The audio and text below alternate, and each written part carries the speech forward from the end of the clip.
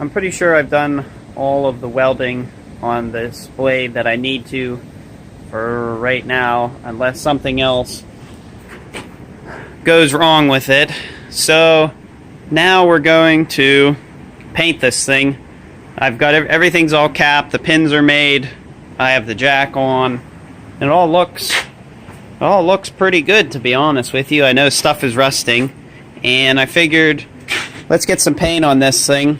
And this piece of steel here, the actual blade itself, is I think a 1/16 of an inch over a 1/4 inch thick. So no, actually, you know what? It's a 1/4 exactly. Yeah, 1/4 inch. So that's 1/4 inch thick steel, and you know, this thing's, I think it's pretty well made. We're gonna find out here, but I want to get some paint on this thing. There is no paint on this thing whatsoever, except for these two pieces that I welded on. And I'm not going to paint over these pins. I might paint over these pins, since they're all rusty. I don't know, we'll see. But you know, these are going to get painted, and the whole thing, the blade and all, cutting edge, front, back. So I pretty much have this thing about as clean as I can get it, and it looks pretty good. Some of this stuff's a little rough, but we had a weld break here. I did not weld that, and obviously they did not get enough of penetration, so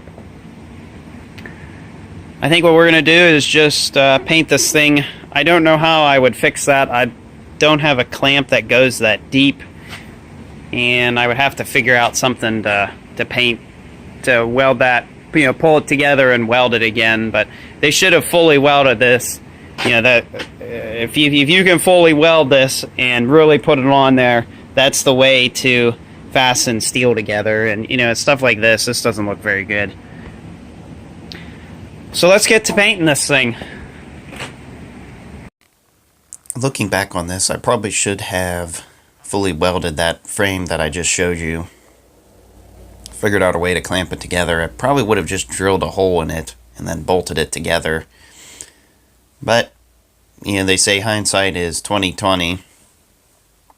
And we'll see how this blade holds up. And if it doesn't hold up, then I will just add some more pieces of steel to it and try to make it stronger as much as possible.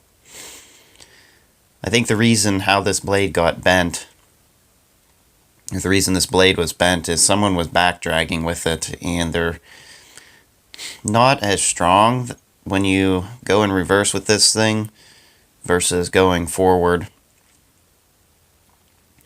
So I'm just painting this thing and just trying to get the rusting to stop.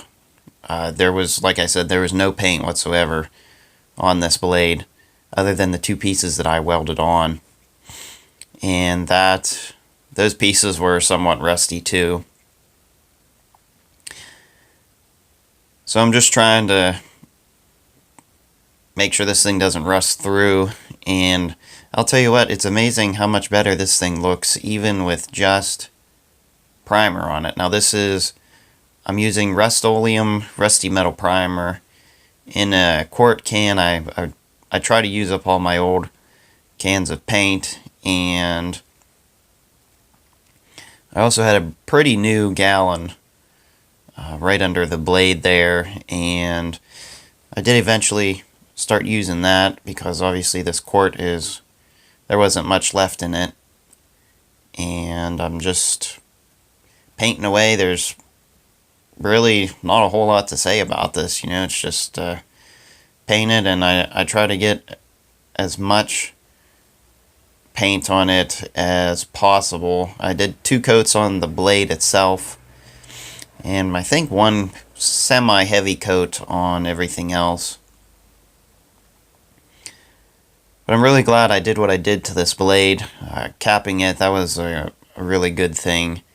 And there really shouldn't be any water that gets inside of this thing. I was looking, water could enter in the tube where the vertical, that top piece is welded on for the holes to turn the blade, because those holes obviously go the whole way through it, and Water could get in there, but hey, it is what it is, right?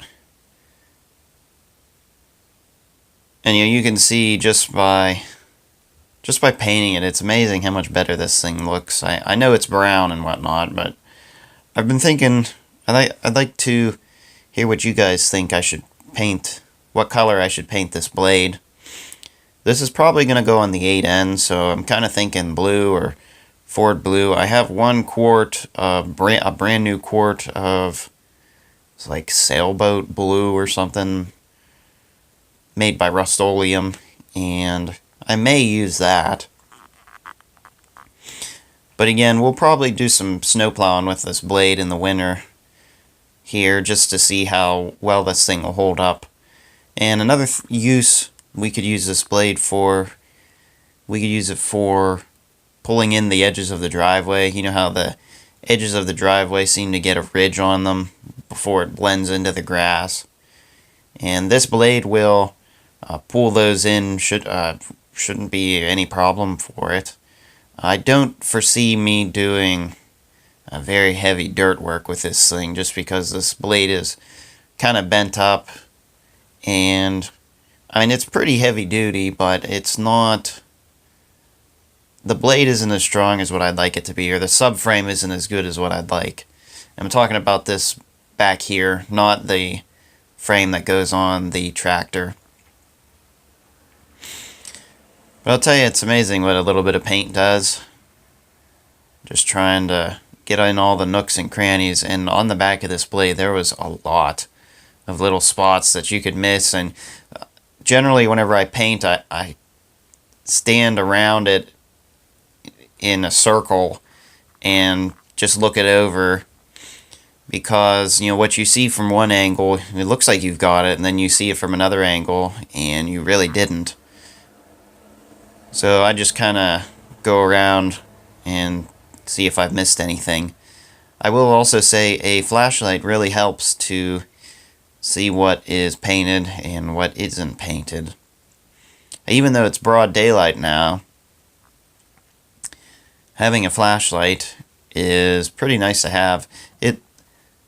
It was darker in real life than it was on camera here, which is kind of a little weird.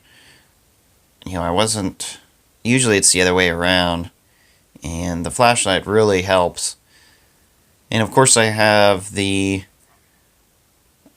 are like plastic gloves, so I don't get the paint on my hands. These are painting gloves.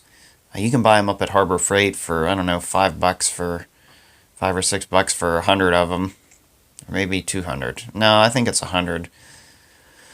But they work really good. They are pretty thin. I tore the one putting it on my hand, which is kind of a bummer, but hey, it's all good. It was only, what is that, like less than 10 cents a glove? Actually, probably even maybe a penny a glove. No, it'd be about 10 cents for a glove, maybe, something like that. But I'm excited about using this thing on the 8N. I'll probably pick it up and do any more touch-ups that need to be done on it with the 8N, and then we can hook this thing up to the tractor and see how it works. That's not going to be in this video though. I think that pretty much concludes painting and hopefully welding on this blade for now.